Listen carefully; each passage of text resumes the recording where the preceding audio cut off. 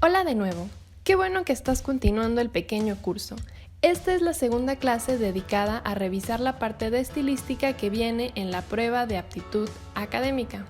Como ya sabrás, me gusta decirte qué veremos en el video, porque estos son muy largos. En la descripción te dejo un pequeño índice con los minutos exactos por si quieres adelantarlo.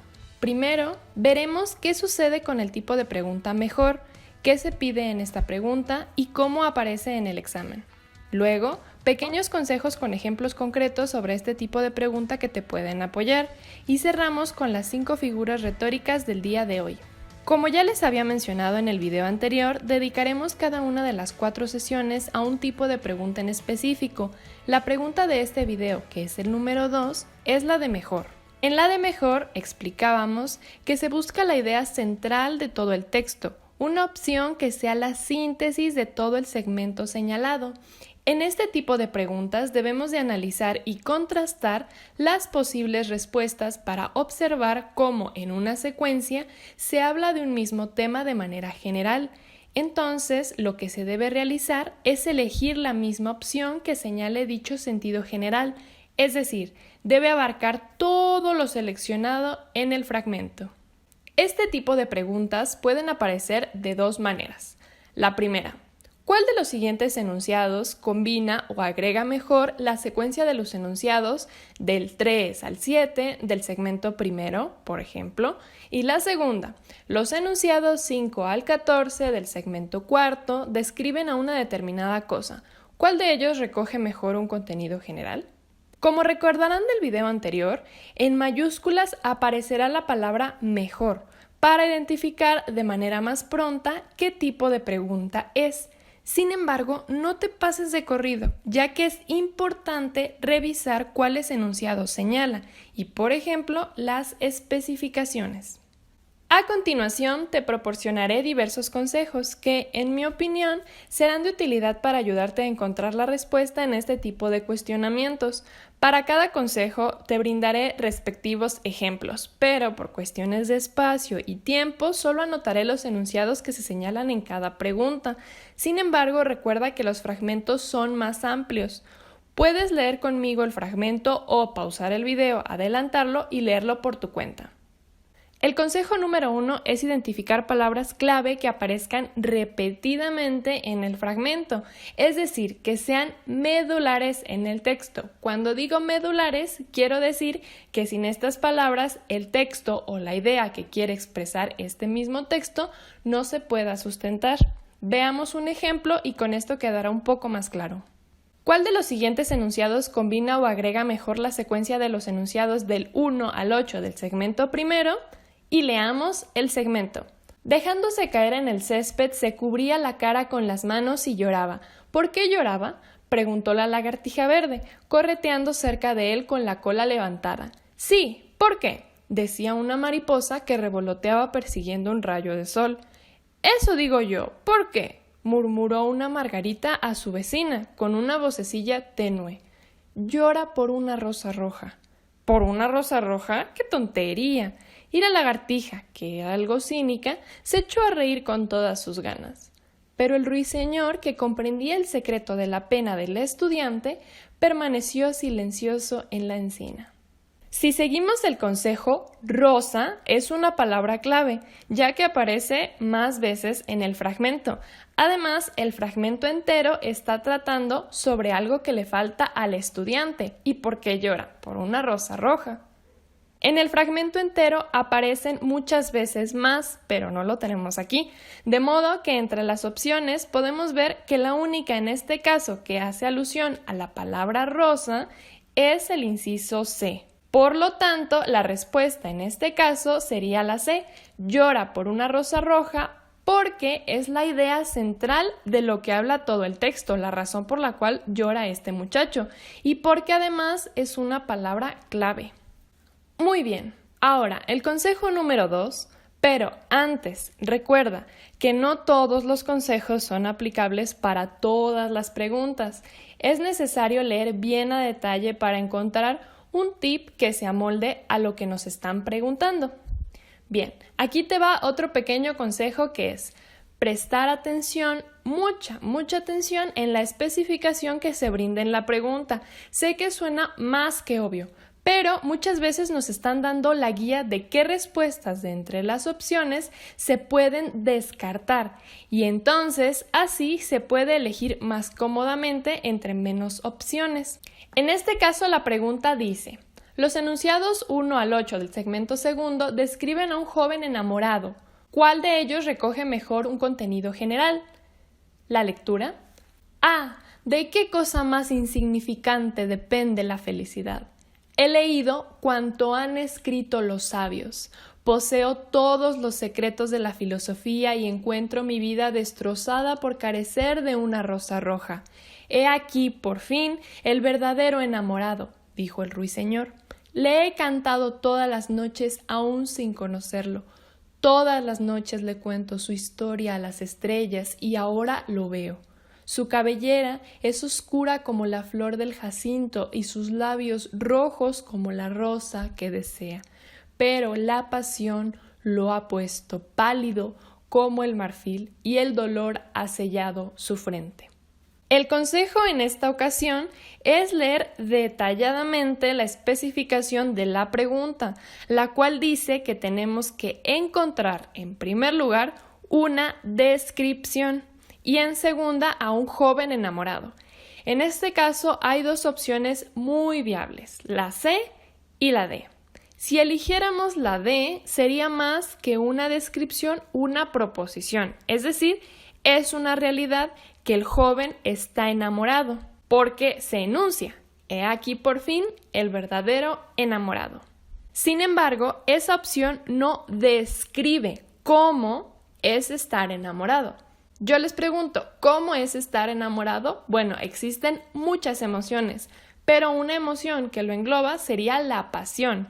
Entonces, el inciso C, pero la pasión lo ha puesto pálido, es la correcta, ya que describe cómo es que se siente un joven enamorado, mientras que la D, como lo mencionábamos, simplemente menciona que existe el joven enamorado, pero no describe lo que aquel joven siente.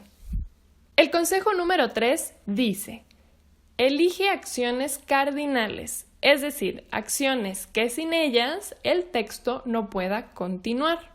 Las acciones cardinales son aquellas que sustentan el texto, son la base, los andamios. Digamos que son los ejes de la narración. En la historia de Caperucita Roja, por ejemplo, que la niña vaya a casa de su abuela es una acción cardinal, porque sin ella no se desarrollaría la trágica historia.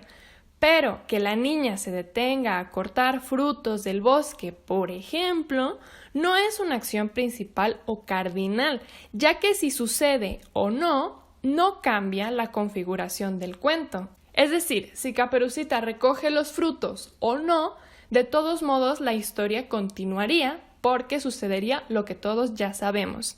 Estas son las acciones cardinales. Son acciones que son importantes y podemos identificarlas en los verbos. ¿Cuál de los siguientes enunciados combina o agrega mejor la secuencia de los enunciados del primero al sexto del segmento tercero?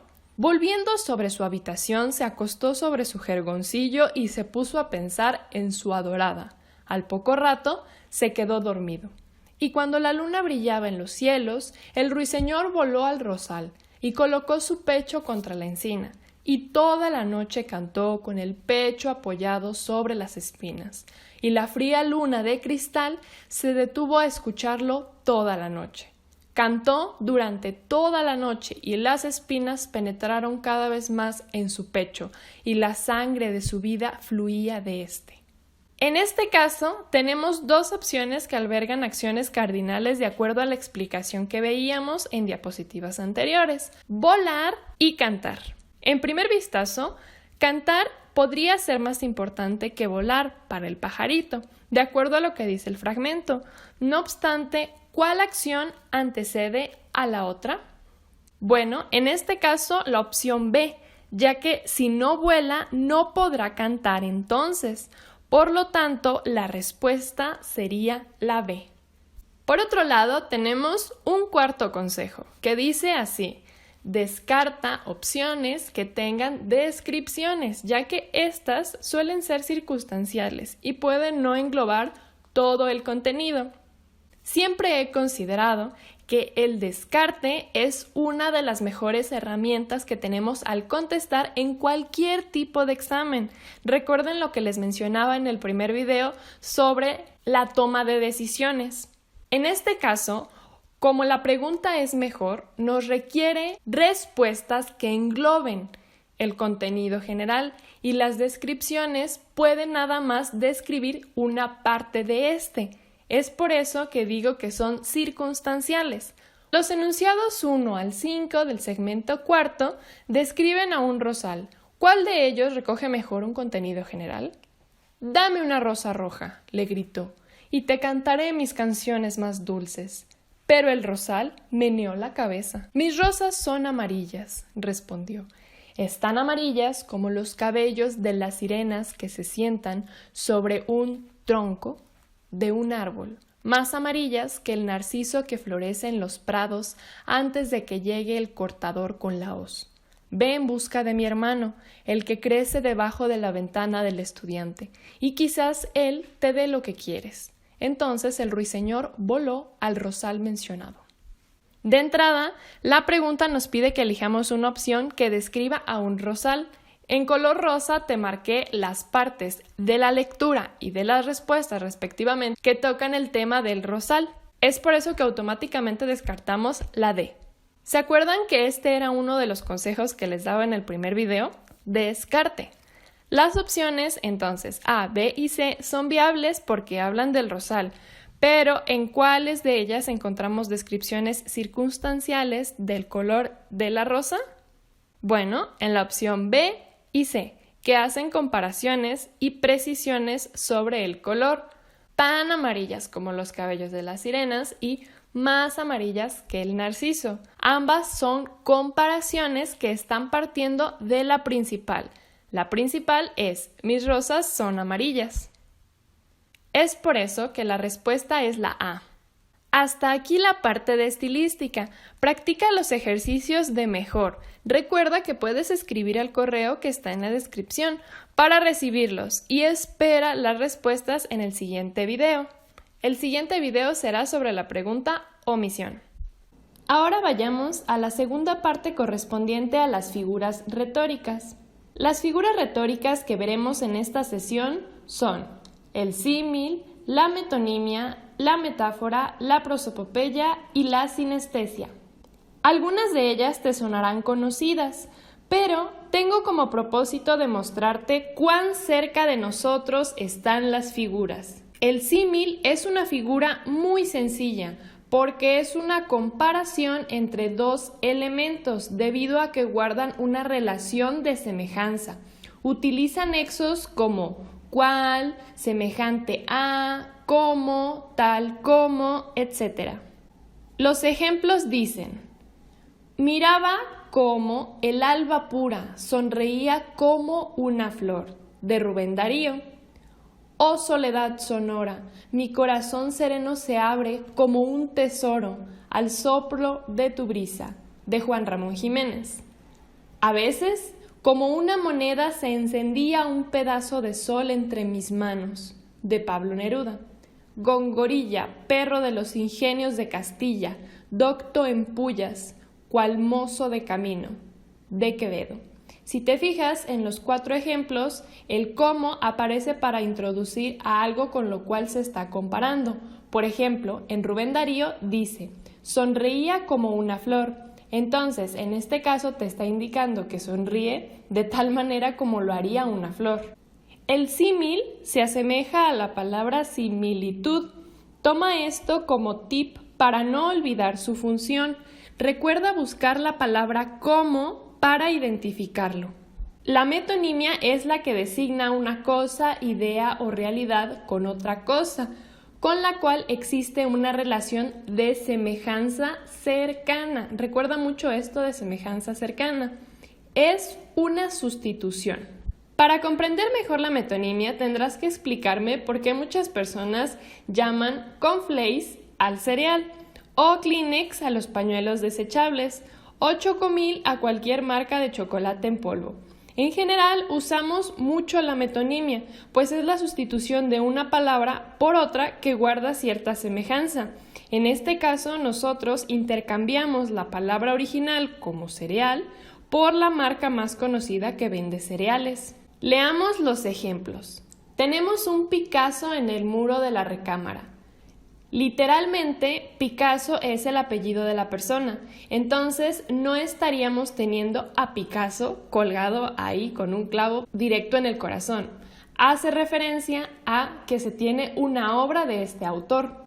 Entonces, Picasso sustituye a tenemos una obra de Picasso en el muro de la recámara.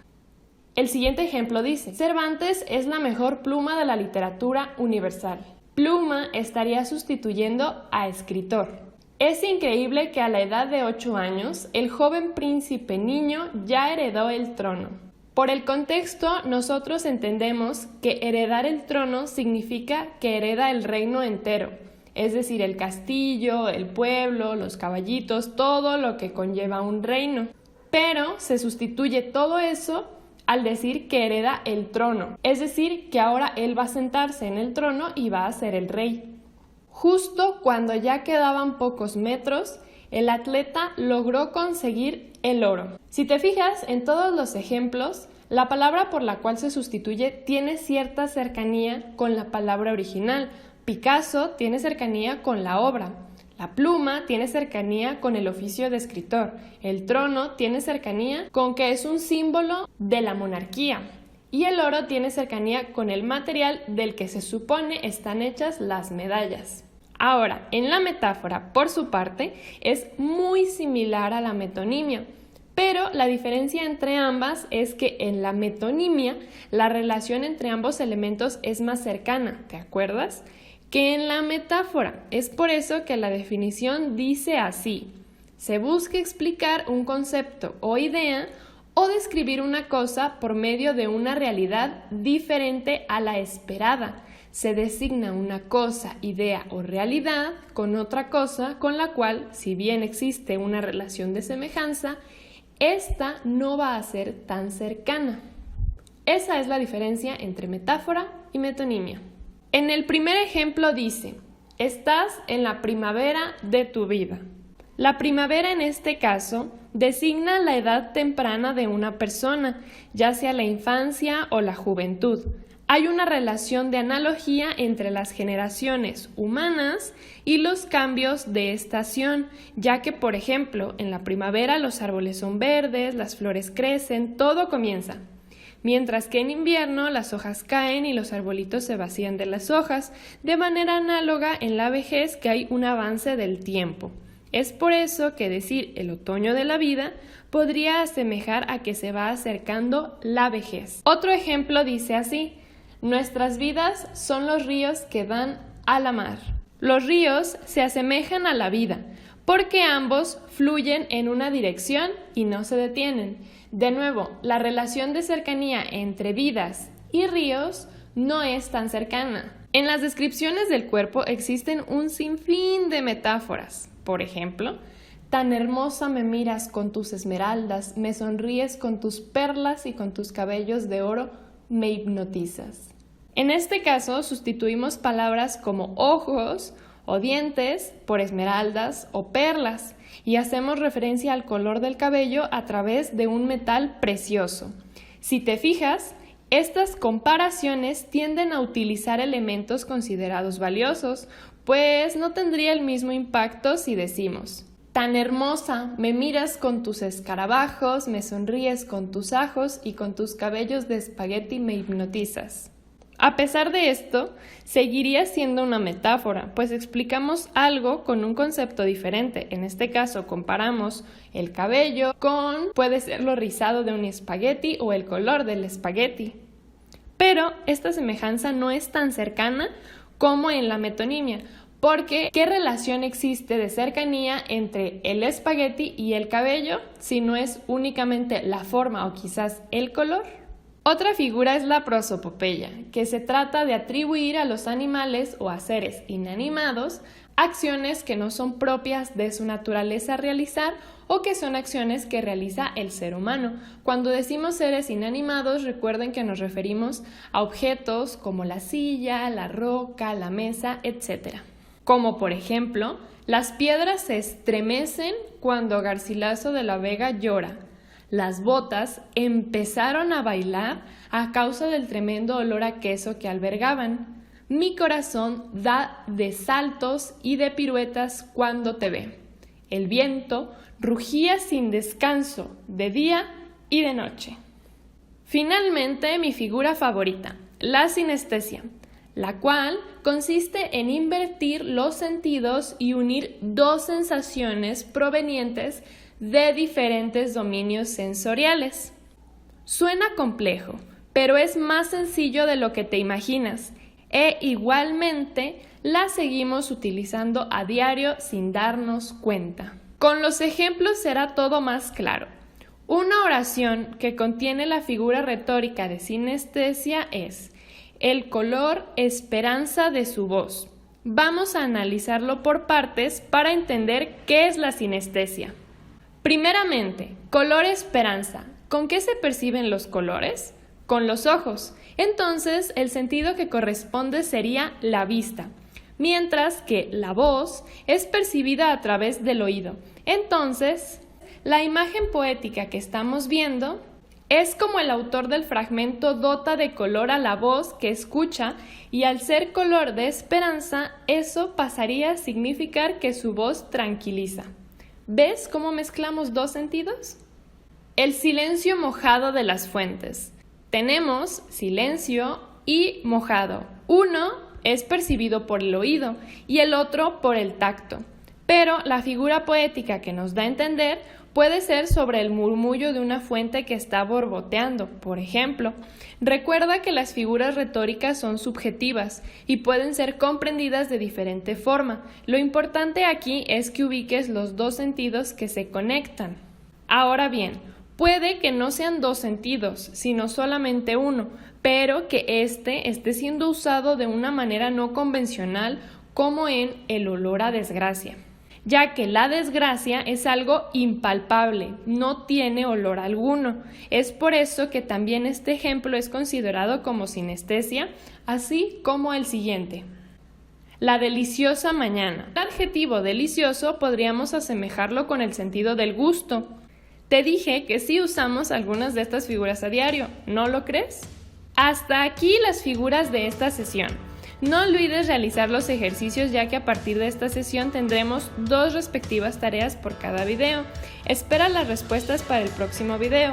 Si te gustaría apoyarme con el pequeño proyecto, comparte el material, y si quieres suscribirte para saber cuándo subiré otro video, también estaré eternamente agradecida.